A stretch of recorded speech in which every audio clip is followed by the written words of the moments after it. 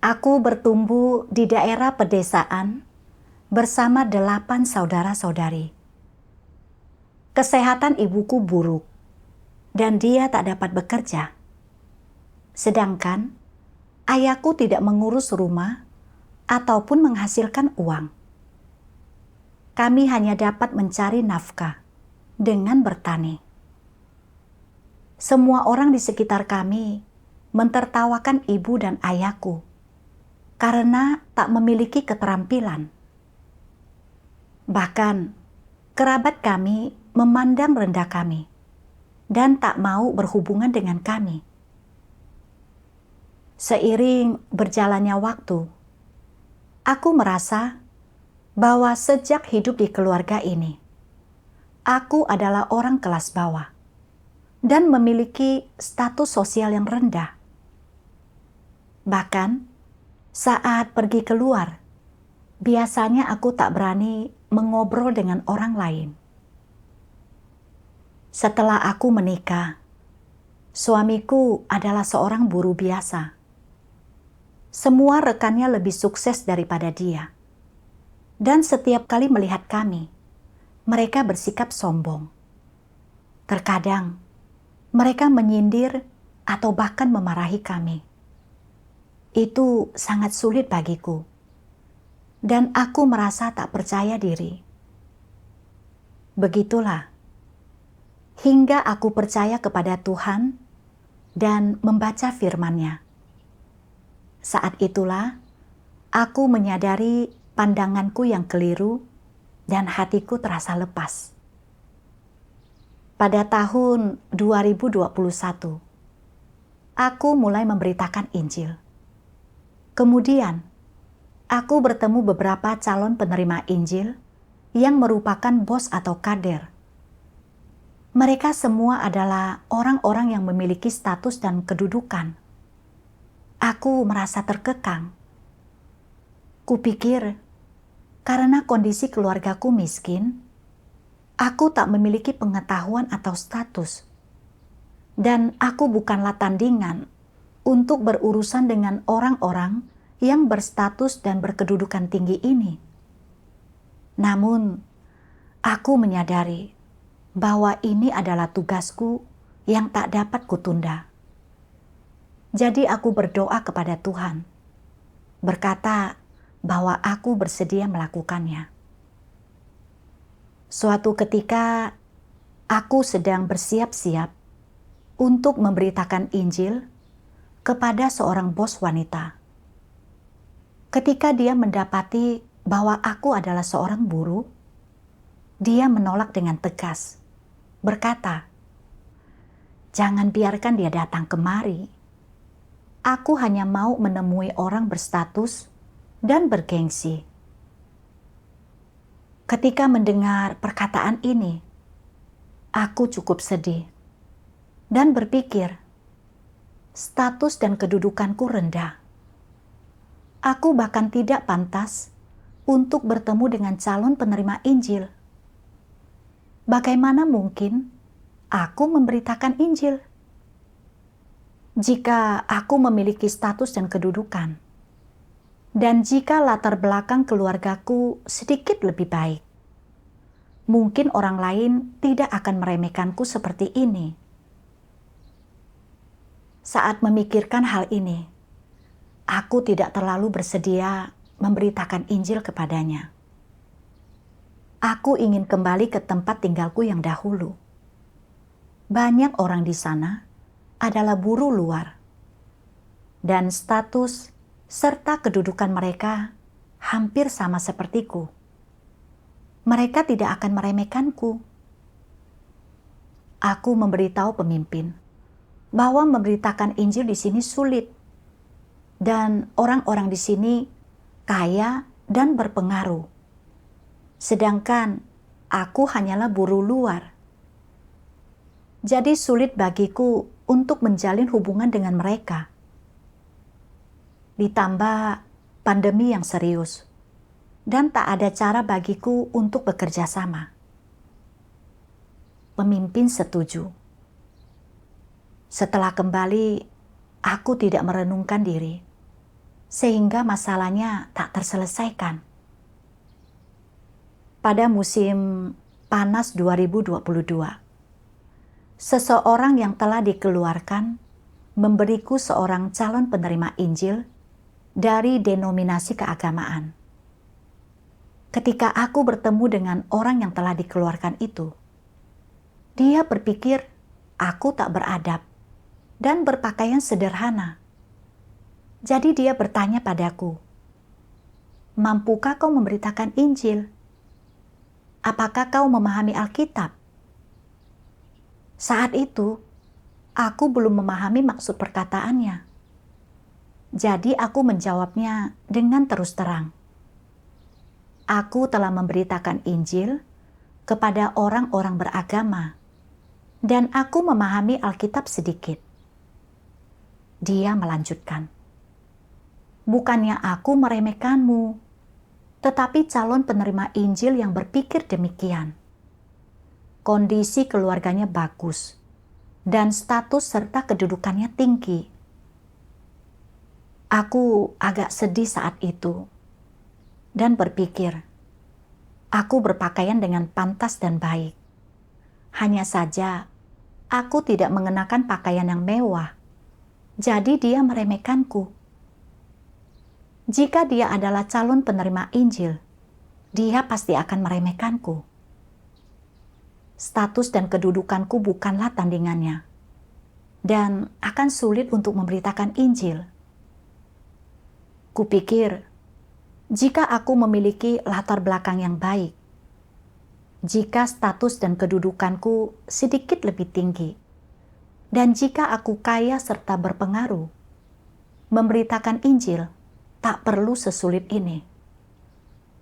Aku merasa agak sedih, jadi aku berdoa dan mencari Tuhan, memohon padanya untuk membimbingku agar aku dapat memetik pelajaran. Selama mencari, aku membaca bagian firman Tuhan. Saat mengabarkan Injil, orang akan sering menghadapi ejekan, cemooh, hinaan, dan fitnah, atau mendapati diri mereka berada dalam keadaan berbahaya. Sebagai contoh, ada saudara-saudari yang ditolak atau diculik oleh orang jahat, dan ada yang dilaporkan ke polisi, lalu diserahkan kepada pemerintah. Ada yang mungkin ditangkap dan dipenjara. Bahkan ada yang dipukuli sampai mati. Semua ini adalah hal-hal yang terjadi. Namun sekarang, setelah kita mengetahui hal-hal ini, haruskah kita mengubah sikap kita terhadap pekerjaan mengabarkan Injil? Mengabarkan Injil adalah tanggung jawab dan kewajiban semua orang. Kapanpun itu, apapun yang kita dengar, atau apapun yang kita lihat, atau perlakuan seperti apapun yang kita hadapi, kita harus selalu menjunjung tinggi tanggung jawab untuk mengabarkan Injil ini. Dalam keadaan apapun, kita tidak boleh menyerah dalam melaksanakan tugas ini karena hal-hal negatif atau kelemahan. Tugas mengabarkan Injil bukanlah pekerjaan yang mudah, tetapi penuh dengan bahaya. Ketika engkau semua mengabarkan Injil, engkau tidak akan berhadapan dengan para malaikat, atau makhluk ruang angkasa, atau robot. Engkau semua hanya akan menghadapi manusia yang rusak, setan-setan yang hidup, binatang buas. Mereka semua adalah manusia yang bertahan hidup di alam semesta yang jahat ini, di dunia yang jahat ini, yang telah dirusak sedemikian dalam oleh iblis dan menentang Tuhan. Oleh karena itu, selama proses mengabarkan Injil, tentunya akan ada berbagai macam bahaya, apalagi fitnahan yang picik, ejekan, dan kesalahpahaman yang biasa terjadi. Jika engkau sungguh-sungguh menganggap mengabarkan Injil sebagai suatu tanggung jawab, sebagai suatu kewajiban, dan sebagai tugasmu, maka engkau akan mampu memandang hal-hal ini dengan benar dan bahkan menanganinya dengan tepat. Engkau tidak akan melepaskan tanggung jawab dan kewajibanmu. Engkau juga tidak akan menyimpang dari niat awalmu untuk mengabarkan Injil dan bersaksi bagi Tuhan karena hal-hal ini. Dan engkau tidak akan pernah mengesampingkan tanggung jawab ini, karena ini adalah tugasmu. Bagaimana seharusnya tugas ini dipahami? Pahamilah tugas ini sebagai nilai dan kewajiban utama hidup manusia. Mengabarkan kabar baik tentang pekerjaan Tuhan pada akhir zaman dan Injil tentang pekerjaan Tuhan adalah nilai hidup manusia. Firman Tuhan memberitahu kita bahwa selama memberitakan Injil, diejek, diolok, dicemooh, dan dipermalukan adalah hal yang wajar. Karena mereka yang kita hadapi selama memberitakan Injil adalah semua manusia yang dirusak oleh iblis. Namun, situasi atau kesulitan apapun yang kita hadapi, kita harus memikul tanggung jawab ini untuk memberitakan Injil. Saat itu, ketika aku mendapati bahwa calon penerima Injil tersebut tak mau menemuiku, kurasa karena status dan kedudukanku tak sebanding dengannya, dan dia meremehkanku serta mempermalukanku. Akan lebih baik jika aku tidak memberitakan Injil kepadanya, sehingga aku dapat terhindar dari penghinaan. Hari ini pun sama. Pakaianku biasa saja, dan aku tidak memiliki status atau kedudukan apapun. Orang lain meremehkanku. Dan kurasa, jika aku memberitakan Injil kepada calon penerima Injil tersebut, dia akan meremehkan dan mempermalukanku. Jadi, aku mulai mundur. Takut jika reputasi dan harga diriku akan terkena dampak negatif. Aku menyalahkan latar belakangku yang buruk. Aku tak menyadari bahwa aku hidup dalam kesombongan. Dan keinginanku akan reputasi dan statuslah yang menyebabkan masalah. Aku teringat akan saudara-saudari yang ditangkap dan disiksa oleh rezim iblis itu karena memberitakan Injil. Mereka menanggung banyak kesukaran, dan beberapa orang hampir kehilangan nyawa mereka. Tetapi mereka mampu mengandalkan Tuhan dan berdiri teguh dalam kesaksian mereka. Setelah dibebaskan dari penjara, mereka masih memberitakan Injil dan menjadi kesaksian bagi Tuhan. Dibanding dengan mereka, kesukaranku tidak ada apa-apanya. Setelah kehilangan sedikit reputasi saja, aku kehilangan kesediaan untuk memberitakan Injil. Aku menyadari bahwa aku tak melaksanakan tugasku dengan sungguh-sungguh. Aku tak memiliki kesaksian sama sekali. Tuhan telah mengungkapkan jutaan firman selama pekerjaannya pada akhir zaman untuk menyelamatkan mereka yang sungguh-sungguh percaya kepadanya dan mencari penampakannya. Sebagai makhluk ciptaan, aku harus memperhatikan maksud Tuhan, memberitakan Injil, dan menjadi kesaksian bagi Tuhan. Membiarkan orang-orang mendengar suara Tuhan dan melihat penampakannya. Ini adalah hal yang paling adil. Dan ini merupakan misi serta tanggung jawabku. Meskipun kita mungkin menderita sedikit kesukaran dan dipermalukan selama ini, semua ini berharga dan bermakna. Kini, setelah aku memahami maksud Tuhan, aku tak lagi ingin lari atau mundur. Seperti apapun calon penerima Injil meremehkanku atau mempermalukanku, aku harus melepaskan reputasiku dan memenuhi tugasku.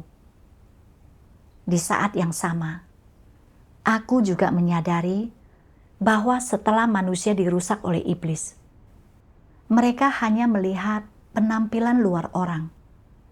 Apakah dia memiliki status dan kedudukan atau tidak? Jika ya, orang-orang akan mengagumi dan menghormatinya. Tetapi jika dia tak memiliki status dan kedudukan, uang serta pengaruh, dia akan diremehkan. Semua ini disebabkan oleh perusakan iblis terhadap manusia. Orang yang telah dikeluarkan dan calon penerima Injil tersebut meremehkanku karena status dan kedudukanku. Ini adalah hal yang wajar. Ketika aku menyadari hal ini, keadaanku berubah. Dan kemudian, aku kembali berhubungan dengan orang yang telah dikeluarkan tersebut. Dan dia bersedia untuk bekerja sama. Aku berhubungan dengannya dan menemukan bahwa dia memiliki pemahaman yang sangat konyol. Dan terutama berpaut pada gagasan serta imajinasinya sendiri. Kami harus menyerah. Namun, aku mengenal diriku sendiri melalui keadaan ini. Inilah kasih Tuhan. Setelah itu, aku membaca bagian firman Tuhan dan memahami keadaanku sendiri. Apapun identitas dan statusmu, semua itu telah ditentukan sejak semula oleh Tuhan. Seperti apapun keluarga atau latar belakang keluarga yang telah Tuhan tentukan sejak semula untukmu. Identitas yang kau warisi dari keluargamu tidak memalukan, juga tidak terhormat. Prinsip bagi caramu dalam memperlakukan identitasmu tidak boleh berdasarkan prinsip terhormat ataukah memalukan. Seperti apapun keluarga tempatmu dilahirkan, seperti apapun keluarga yang dia izinkan untuk menjadi tempatmu berasal, engkau hanya memiliki satu identitas di hadapan Tuhan. Dan identitasmu adalah identitas sebagai makhluk ciptaan. Di hadapan Tuhan, engkau adalah makhluk ciptaan. Jadi di mata Tuhan, engkau setara dengan siapapun di tengah masyarakat yang memiliki berbagai macam identitas dan status sosial. Engkau semua adalah salah seorang di antara manusia yang rusak. Dan engkau semua adalah orang-orang yang ingin Tuhan selamatkan.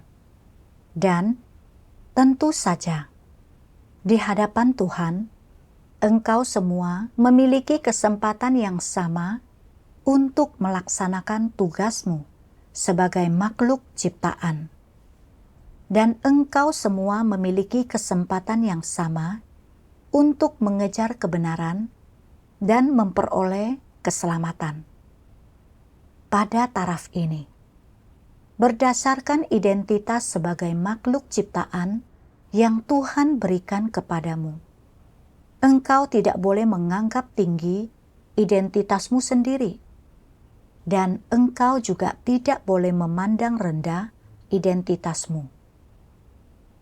Sebaliknya, engkau harus memperlakukan identitasmu yang berasal dari Tuhan, yaitu identitas sebagai makhluk ciptaan, dengan benar, dan mampu bergaul secara harmonis dengan siapapun dengan menganggap mereka setara, dan dengan berdasarkan prinsip yang Tuhan ajarkan serta peringatkan kepada manusia.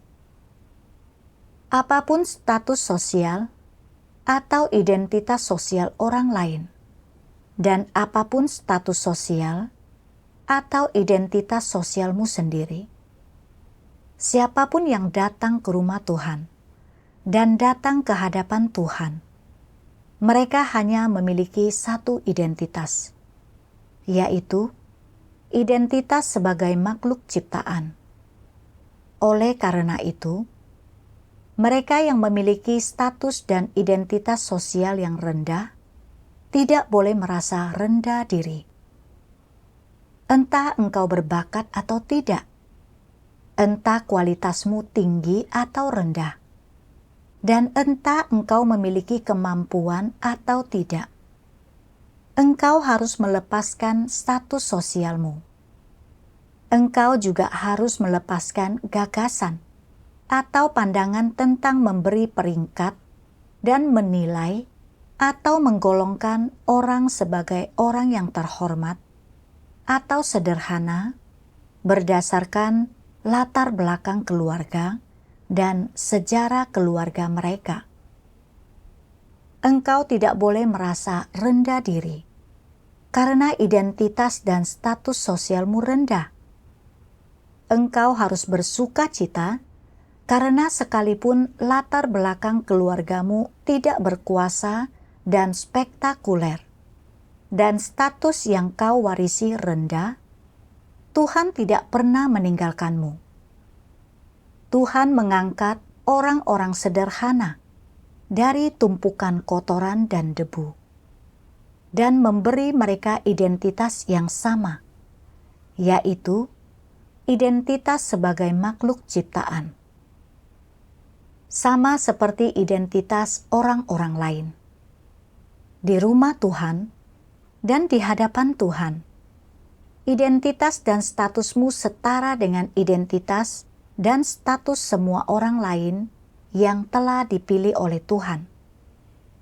Setelah engkau menyadari hal ini, engkau harus melepaskan perasaan rendah dirimu dan tidak lagi berpaut padanya. Setelah membaca firman Tuhan, aku merasa cukup terharu. Dahulu kuanggap bahwa orang-orang dengan status sosial dan kondisi keluarga yang baik memiliki kedudukan yang mulia. Mereka termasuk dalam orang-orang kelas atas. Dan mereka yang tidak memiliki status dan kedudukan adalah orang-orang rendahan dan kelas bawah. Pandangan ini tidak sesuai dengan kebenaran. Sejak aku kecil, keadaan keluargaku miskin. Aku tidak mendapat pendidikan yang baik atau mempelajari keterampilan apapun. Dan aku diremehkan oleh orang lain selama masa kecil dan hingga dewasa. Setelah aku menikah, karena suamiku juga miskin dan tak memiliki status sosial, aku merasa bahwa status dan kedudukanku sangat rendah. Dan aku merasa begitu rendah diri. Aku sangat iri dan menghormati mereka yang memiliki status dan kedudukan. Setelah percaya kepada Tuhan, karena aku adalah seorang buruh, calon penerima Injil tidak membiarkanku memberitakan Injil kepadanya. Sehingga aku merasa makin terkekang. Aku yakin bahwa latar belakangku buruk, statusku rendah, dan aku hanya akan dipermalukan oleh orang lain, dan akan sulit untuk memberitakan Injil. Jadi, aku ingin lari dan mundur. Sebenarnya, di mata Tuhan, semua orang adalah makhluk ciptaan. Mereka memiliki status serta kedudukan yang sama, dan tak ada perbedaan antara tinggi dan rendah. Manusia menempatkan diri mereka di kelas yang berbeda-beda berdasarkan latar belakang keluarga dan status sosial. Tetapi, Tuhan memperlakukan setiap orang dengan adil. Orang hanya perlu menerima kebenaran agar Tuhan menyelamatkan mereka. Aku adalah makhluk ciptaan. Jadi aku harus melaksanakan tugasku, bukannya terkekang oleh status dan kedudukanku. Setelah itu, seorang saudara menunjukkanku bagian firman Tuhan, dan aku sedikit terharu karenanya. Menurutmu, bagaimana seharusnya engkau memandang nilai, status sosial, dan latar belakang keluarga manusia? Sikap benar seperti apa yang seharusnya kau miliki? Pertama-tama, engkau harus melihat cara Tuhan memandang hal ini dari firman-Nya. Hanya dengan cara ini, barulah engkau akan memahami kebenaran dan tidak melakukan apapun yang bertentangan dengan kebenaran. Jadi, bagaimana cara Tuhan memandang latar belakang keluarga, status sosial, pendidikan di masa depan, dan kekayaan yang orang miliki di tengah masyarakat? Jika engkau tidak melihat segala sesuatu berdasarkan firman Tuhan dan tidak mampu berpihak kepada Tuhan dan menerima bahwa segala sesuatu adalah dari Tuhan, caramu memandang segala sesuatu pasti akan sangat berbeda dari apa yang Tuhan maksudkan. Jika perbedaannya tidak banyak, hanya terdapat sedikit ketidakcocokan, itu tidak masalah. Jika caramu memandang segala sesuatu sepenuhnya bertentangan dengan apa yang Tuhan maksudkan, berarti caramu bertentangan dengan kebenaran. Bagi Tuhan, apa yang Dia berikan kepada manusia dan seberapa banyak yang Dia berikan, itu terserah padanya. Dan status orang di tengah masyarakat juga telah ditentukan oleh Tuhan dan sama sekali tidak dibuat-buat oleh orang itu sendiri. Jika Tuhan menyebabkan seseorang mengalami penderitaan dan kemiskinan, apakah artinya orang itu tidak memiliki harapan untuk diselamatkan? Jika dia adalah orang nilai diri dan kedudukan sosialnya rendah, apakah Tuhan tidak akan menyelamatkan dirinya? Jika dia memiliki status yang rendah di tengah masyarakat, apakah artinya dia memiliki status yang rendah di mata Tuhan? Belum tentu. Tergantung pada apakah hal ini. Ini tergantung pada jalan yang orang ini tempuh, pada apa yang dikejarnya, dan pada sikapnya terhadap kebenaran dan Tuhan. Jika status sosial seseorang sangat rendah, keluarganya sangat miskin, dan tingkat pendidikannya rendah, tetapi dia percaya kepada Tuhan dengan cara yang realistis dan sikap yang membumi, dan dia mencintai kebenaran dan hal-hal yang positif. Di mata Tuhan, apakah nilai dirinya tinggi atau rendah? Apakah dia berharga atau tidak berharga? Dia berharga. Jika dilihat dari perspektif ini, tergantung pada apakah nilai diri seseorang. Apakah tinggi atau rendah, luhur atau hina?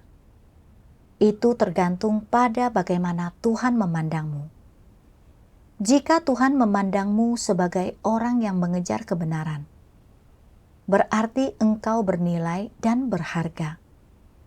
Engkau adalah bejana yang berharga. Jika Tuhan memandangmu sebagai orang yang tidak mengejar kebenaran, dan engkau tidak sungguh-sungguh mengorbankan dirimu baginya, berarti engkau tidak ada nilainya dan tidak berharga. Engkau adalah bejana yang hina. Setinggi apapun pendidikanmu, atau setinggi apapun statusmu di tengah masyarakat, jika engkau tidak mengejar atau memahami kebenaran, nilai dirimu tidak akan pernah tinggi. Sekalipun banyak orang mendukungmu, memujimu, dan mengagumimu, engkau tetap saja orang malang yang hina. Lalu, mengapa Tuhan memandang manusia dengan cara seperti ini? Mengapa seseorang yang sedemikian luhur, yang memiliki status setinggi itu di tengah masyarakat, yang dipuji dan dipuja oleh banyak orang, yang bahkan begitu bergengsi, dipandang Tuhan sebagai orang yang hina? Mengapa cara Tuhan memandang manusia sangat bertolak belakang dengan cara manusia memandang manusia lainnya? Apakah Tuhan sengaja menentang manusia? Sama sekali tidak. Ini karena Tuhan adalah kebenaran. Tuhan adalah keadilan. Sedangkan manusia itu rusak dan tidak memiliki kebenaran atau keadilan. Dan Tuhan mengukur manusia berdasarkan standarnya sendiri. Dan standarnya untuk mengukur manusia adalah kebenaran. Dari firman Tuhan, aku memahami bahwa keluarga dan tempat orang dilahirkan semua ditentukan oleh Tuhan, tidak dapat dipilih oleh manusia. Jadi, orang-orang harus tunduk pada kedaulatan dan pengaturan Tuhan. Tuhan tidak melihat status sosial atau pendidikan orang, apakah tinggi atau rendah. Dia melihat apakah orang-orang dapat menerapkan firman-Nya dan melaksanakan tugas mereka berdasarkan prinsip-prinsip kebenaran. Jika seseorang memiliki status sosial yang tinggi dan latar belakang keluarga yang baik, tetapi dia tidak mengejar atau menerima kebenaran, Tuhan tidak akan menyelamatkannya. Jika seseorang tidak memiliki pengetahuan atau status, tetapi dia mencintai hal-hal positif, dapat menerima kebenaran, dan bertindak berdasarkan firman Tuhan, Tuhan akan menghargainya. Tuhan melihat hati orang-orang dan sikap mereka terhadap kebenaran.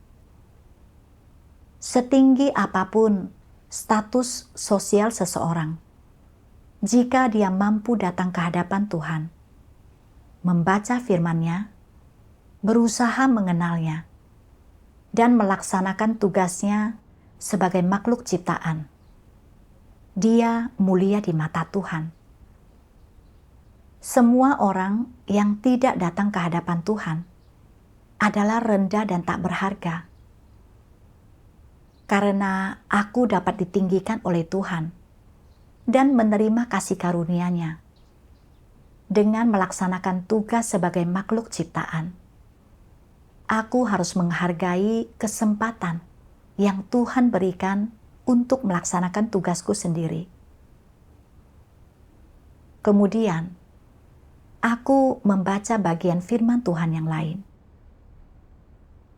Entah keluargamu memberimu kemuliaan atau memalukan bagimu, atau entah identitas dan status sosial yang kau warisi dari keluargamu, luhur atau sederhana. Keluargamu tidak lebih dari sekadar keluarga. keluargamu tidak menentukan apakah engkau mampu memahami kebenaran atau tidak. Apakah engkau mampu mengejar kebenaran atau tidak? Atau apakah engkau mampu memulai jalan mengejar kebenaran atau tidak? Oleh karena itu, orang tidak boleh menganggapnya sebagai hal yang sangat penting. Karena keluarga tidak menentukan nasib seseorang, tidak menentukan masa depan seseorang, dan terutama tidak menentukan jalan yang orang tempuh. Identitas yang kau warisi dari keluargamu hanya dapat menentukan perasaan dan persepsimu sendiri di antara orang-orang. Entah identitas yang kau warisi dari keluargamu itu adalah sesuatu yang kau benci atau sesuatu yang pantas kau banggakan. Itu tidak dapat menentukan akankah engkau mampu memulai jalan mengejar kebenaran. Jadi, dalam hal mengejar kebenaran, tidak masalah identitas atau status sosial macam apa yang kau warisi dari keluargamu. Sekalipun identitas yang kau warisi membuatmu merasa unggul atau terhormat, itu sama sekali tidak penting. Atau, jika identitasmu membuatmu merasa malu dan rendah diri, itu tidak akan memengaruhi pengejaranmu akan kebenaran. Bukankah demikian? Itu tidak akan sedikit pun memengaruhi pengejaranmu akan kebenaran. Juga tidak akan memengaruhi identitasmu sebagai makhluk ciptaan di hadapan Tuhan. Sebaliknya, apapun identitas dan status sosial yang kau warisi dari keluargamu, dari sudut pandang Tuhan, semua orang memiliki kesempatan yang sama untuk diselamatkan dan untuk melaksanakan tugas mereka serta mengejar kebenaran dengan status dan identitas yang sama. Identitas yang kau warisi dari keluargamu, entah itu terhormat atau memalukan, tidak menentukan kemanusiaanmu, juga tidak menentukan jalan yang kau tempuh. Namun, jika engkau menganggapnya sangat penting dan menganggapnya sebagai bagian esensial dalam kehidupan dan keberadaanmu, engkau akan memegangnya erat-erat, tidak akan pernah melepaskannya, dan merasa bangga akan hal itu. Jika identitas yang kau warisi dari keluargamu luhur, engkau akan menganggapnya sebagai semacam modal. Sedangkan, jika identitas yang kau warisi dari keluargamu rendah, engkau akan menganggapnya sebagai hal yang memalukan. Entah identitas yang kau warisi dari keluargamu luhur, mulia, atau memalukan. Itu hanyalah pemahaman pribadimu. Dan itu hanyalah hasil dari memandang masalah ini dari sudut pandangmu sebagai manusia yang rusak. Itu hanyalah perasaan, persepsi dan pemahamanmu sendiri yang tidak sesuai dengan kebenaran dan tidak ada kaitannya dengan kebenaran. Itu bukanlah modalmu untuk mengejar kebenaran, dan tentu saja itu bukan penghalangmu dalam mengejar kebenaran. Jika status sosialmu luhur dan mulia, bukan berarti itu adalah modalmu agar diselamatkan. Jika status sosialmu rendah dan sederhana, bukan berarti itu adalah penghalang bagimu untuk mengejar kebenaran, apalagi penghalang bagimu untuk mengejar keselamatan. Setelah membaca firman Tuhan, aku menyadari bahwa keluarga dan status sosial tidak ada kaitannya dengan orang yang percaya kepada Tuhan, mengejar kebenaran, dan menerima keselamatan. Selain itu, memberitakan Injil tak ada kaitannya dengan status dan kedudukan seseorang, tetapi berkaitan dengan sikapnya terhadap tugasnya, dan apakah dia dapat dengan jelas mempersekutukan dan memberikan kesaksian tentang pekerjaan Tuhan selama memberitakan Injil, dan apakah calon penerima Injil sungguh-sungguh percaya kepada Tuhan atau tidak. Karena hanya mereka yang dengan sungguh-sungguh percaya kepada Tuhan adalah domba Tuhan. Dan hanya mereka yang dapat mendengar dan memahami suara Tuhan. Aku teringat akan seorang saudara di film Injil yang merupakan seorang imam Katolik dengan status dan kedudukan yang cukup tinggi. Ketika saudara-saudari memberitakan Injil kepadanya, dia tak melihat status dan kedudukan mereka, tetapi mendengar firman Tuhan dan bersedia untuk mencari dan menyelidiki. Dia yakin bahwa itu adalah suara Tuhan dan menerimanya. Aku mendapati bahwa yang ingin didengar orang-orang yang percaya dengan sungguh-sungguh itu adalah firman Tuhan dan kebenaran. Alasan mengapa aku sering merasa terkekang oleh status dan kedudukanku yang rendah adalah karena tak ada tempat bagi Tuhan di dalam hatiku. Dan aku tak memandang segala hal berdasarkan firman Tuhan. Pada tahap itu, aku mengerti bahwa aku adalah makhluk ciptaan dan memberitakan Injil adalah tanggung jawab serta kewajibanku. Entah status dan kedudukan calon penerima Injil itu tinggi atau rendah, mereka semua adalah manusia rusak yang membutuhkan keselamatan dari Tuhan. Tanggung jawabku adalah memberikan kesaksian tentang apa yang Tuhan firmankan dan lakukan. Mengenai apakah mereka dapat menerimanya atau tidak, itu tergantung apakah mereka adalah domba Tuhan atau bukan. Jika ya, mereka tentu akan mampu mendengar dan memahami suara Tuhan. Pada Agustus 2023, seorang saudari memintaku untuk memberitakan Injil kepada seorang calon penerima Injil. Ketika aku mendapati bahwa keluarga calon penerima Injil ini kaya dan berpengaruh, dan salah satu anggota keluarganya adalah pejabat militer, yang pertama kupikirkan adalah status dan kedudukanku yang rendah, jarak yang begitu jauh di antara kami, dan aku tak dapat bekerja sama. Bagaimana jika dia meremehkanku dan tak bersedia mendengarkan aku memberikan kesaksian?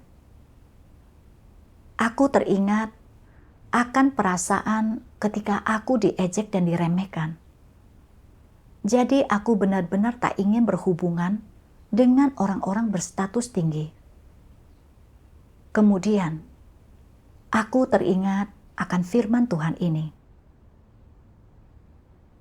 Jadi, bagaimana cara Tuhan memandang latar belakang keluarga, status sosial, pendidikan di masa depan, dan kekayaan yang orang miliki di tengah masyarakat? Jika engkau tidak melihat segala sesuatu berdasarkan firman Tuhan dan tidak mampu berpihak kepada Tuhan dan menerima bahwa segala sesuatu adalah dari Tuhan. Caramu memandang segala sesuatu pasti akan sangat berbeda dari apa yang Tuhan maksudkan. Aku menyadari bahwa aku masih merasa terkekang oleh status dan kedudukan, dan aku harus memandang segala hal berdasarkan firman Tuhan. Setinggi apapun status dan kedudukan calon penerima Injil, di mata Tuhan, kita semua adalah makhluk ciptaan. Watak rusak kita semua sama, dan kita semua membutuhkan keselamatan dari Tuhan. Aku hanya perlu mengandalkan Tuhan dan bekerja sama sebaik mungkin. Mengenai apakah calon penerima Injil dapat menerima Injil atau tidak, itu ada di tangan Tuhan. Ketika memikirkan hal ini, aku tak lagi merasa terkekang. Kemudian, saat aku pergi memberitakan Injil kepada penerima Injil ini, aku merasa sangat tenang. Hanya memikirkan cara untuk memenangkan hatinya. Siapa sangka bahwa dia menyambut kami dengan sangat ramah.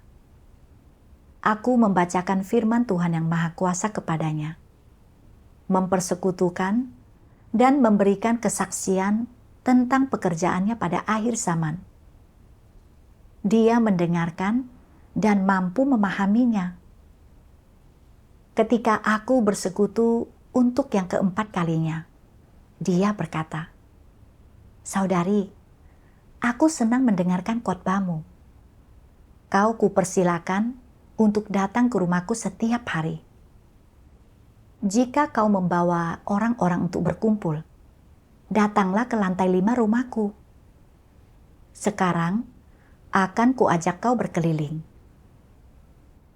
Saat aku melihat bahwa dia tak menolakku dan bahkan bersedia menyelidiki pekerjaan Tuhan, aku merasa sangat terharu. Aku menyadari bahwa mereka yang sungguh-sungguh percaya kepada Tuhan, mendengar firman Tuhan serta kebenaran, dan kita hanya perlu dengan jelas bersekutu dan memberikan kesaksian tentang pekerjaan Tuhan, agar mereka dapat memperoleh hasil. Jika mereka adalah domba Tuhan, mereka dapat mendengar dan memahami suara Tuhan, serta mereka dapat datang ke hadapan Tuhan. Apapun status dan kedudukan mereka di tengah masyarakat, bukanlah masalah. Kemudian, saat aku menghadapi para calon penerima Injil yang memiliki status dan kedudukan tinggi selama memberitakan Injil, berdasarkan firman Tuhan dan prinsip-prinsip, aku menilai apakah mereka adalah orang yang dapat menerima pemberitaan Injil atau tidak. Jika mereka adalah orang yang sungguh-sungguh percaya kepada Tuhan, aku bekerja sama dengan sepenuh hati, bersekutu dan memberikan kesaksian tentang pekerjaan Tuhan. Aku tak lagi merasa terkekang oleh status dan kedudukan, dan hatiku terasa lepas. Syukur kepada Tuhan.